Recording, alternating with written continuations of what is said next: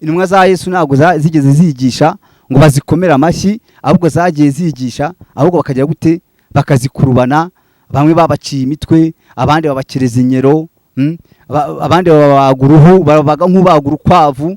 Abo bose banga kunamuka bavuga ubutumwa bwiza bwa Yesu, kuko bazi neza yuko igihe nigisohora Yesu azaza gutwara abantu be abamwizeye.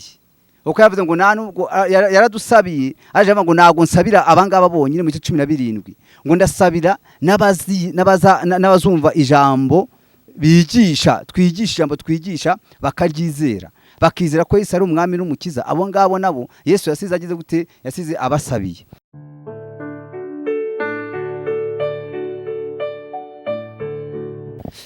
Yes, tubahaye ikaze ni kuri YouTube channel yanyu Gasabo TV Limited, dukomeza kubashimira muri kutubera abantu beza.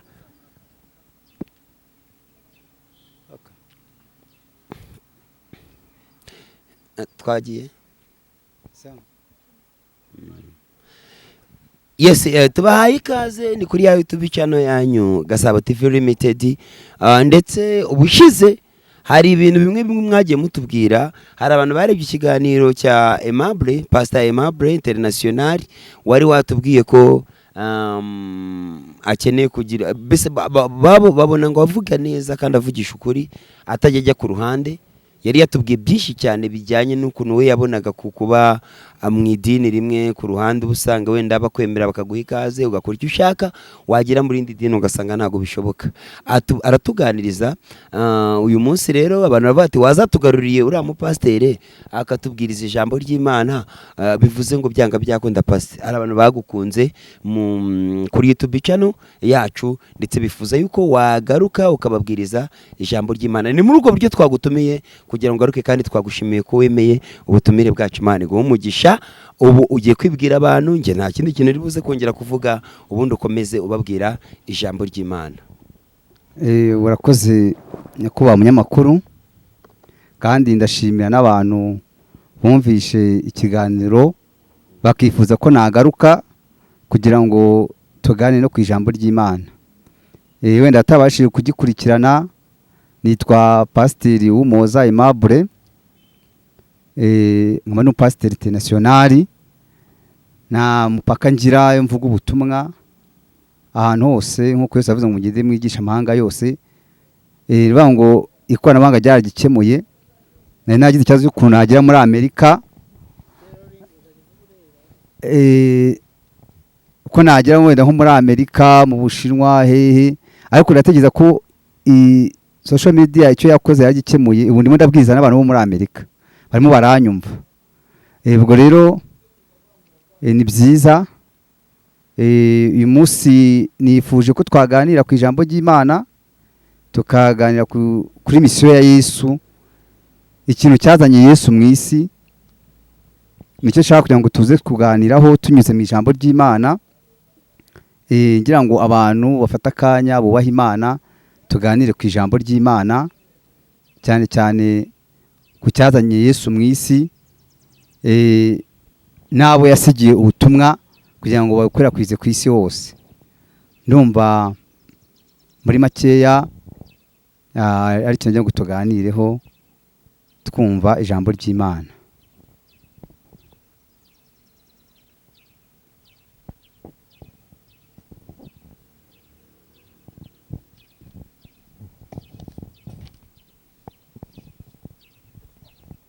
Ijambo ry'Imana tugiye gusoma, turisoma muri Yohana igice cya mbere, ku murongo wa mbere.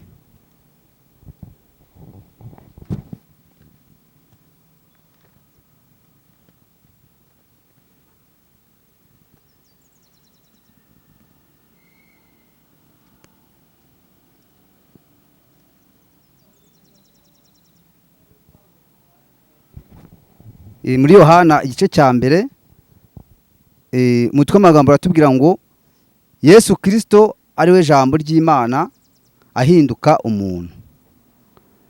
Murongo wa mbere bavuga ngo mbere na mbere hariho jambo, kandi uwo yahoranye n'Imana, kandi jambo yari Imana.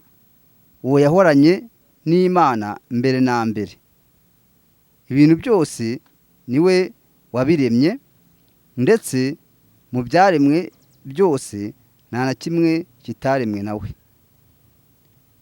Muri we niho ubugingo, kandi ubwo bugingo bwari umucyo w'abantu. Uwo mucyo uvira mu mwijima, ariko umwijima ntiwawumenya. Iryo jambo ry'Imana dusomye aha ngaha ngo rirashaka kutubwira ngo Yesu ninde? Ese Yesu ni muntu ki? Ese Yesu abantu bamwumva bate? Aha ngaha Yohana, ivanjiri ya Yohana, twumvishe ko batubwira ngo mbere na mbere hariho jambo, kandi jambo yari Imana. Haleluya. Bishatse kuvuga ngo mbere na mbere Yesu yariho kandi yahoranye n'Imana.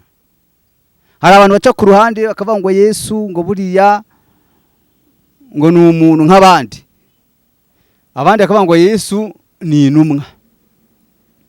Ariko dusanze ko mbere na mbere hariho jambo, kandi jambo yahoranye n'Imana, ndetse tunabwiwe ko nta cyaremwe kitaremwe nawe. Ibintu byose niwe wabiremye. Bivuze ngo Yesu yagize uruhare mu kurema ibintu byose, mu kurema isi, mu kurema abantu. Bivuze ngo mbere na mbere ataraza mu isi, Yesu uwo nguwo yagize gute? Yahozeho. Bivuze ngo rero ijambo tuvuga ngo abamwemeye ngo yabahaye kwitwa abana b'Imana. Iyo tugeze muri Yohana ibice 3:36 atubwira ngo uwizera ababonye ubugingo, uwizera uwo mwana ababonye ubugingo buhoraho. Haleluya.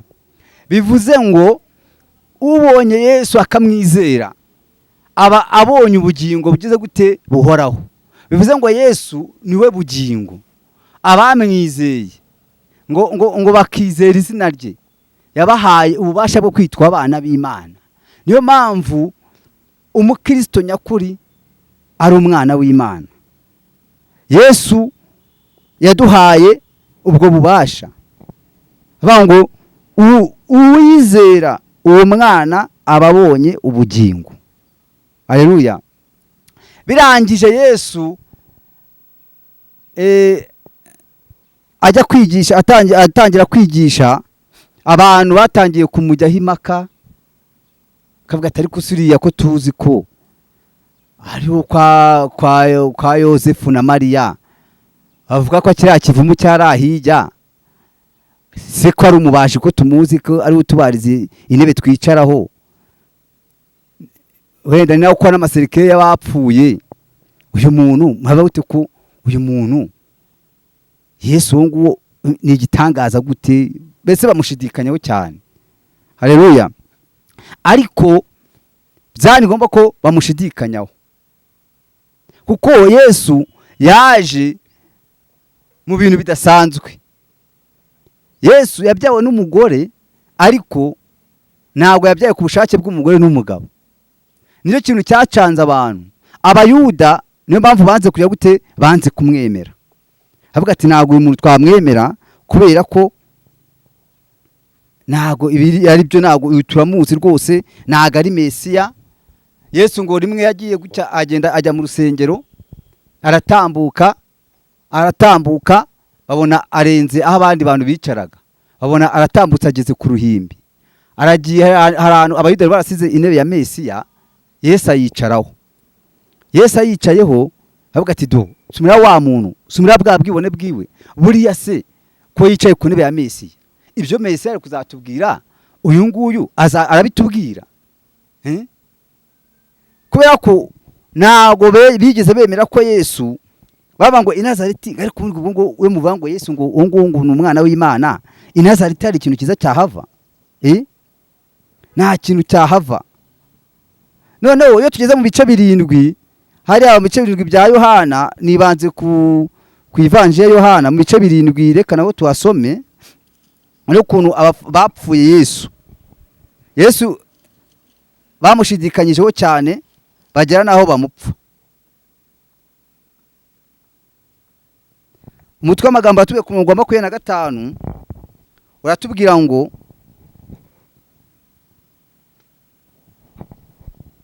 abafarisayo bapfa Yesu batuma abasirikare kumufata. Nuko bamwe mu Yerusalemu barabazanya bati, uwo bashaka kwica suyu, nyamara dore aravugira ku mugaragaro ko ari ntacyo bamugira. Mbese harya ni ukuri koko abakuru bacu bemeye ko uyu ari we Kristo? Uyu tuzi aho yaturutse, ariko Kristo naza ntawe uzamenya aho yaturutse. Nuko Yesu avuga cyane yigishiriza mu rusengero ati, njyewe muranzi naho naturutse murahazi, ariko sinaje ku bwanjye, ahubwo iyantumye niyo y'ukuri iyo mutazi. Nyamara njyewe ndayizi kuko navuye kuri yo kandi ariyo yantumye. Nuko bashaka kumufata ariko ntihagira ubihangara, kuko igihe cye cyari kitarasohora. Nuko abantu benshi bateraniye baramwizera bati, harya Kristo naza mugira ngo azakora ibimenyetso byinshi biruta ibyo yakoze? Abafarisayo bumva ibyo rubanda bavugira mu dusubiremo. Nuko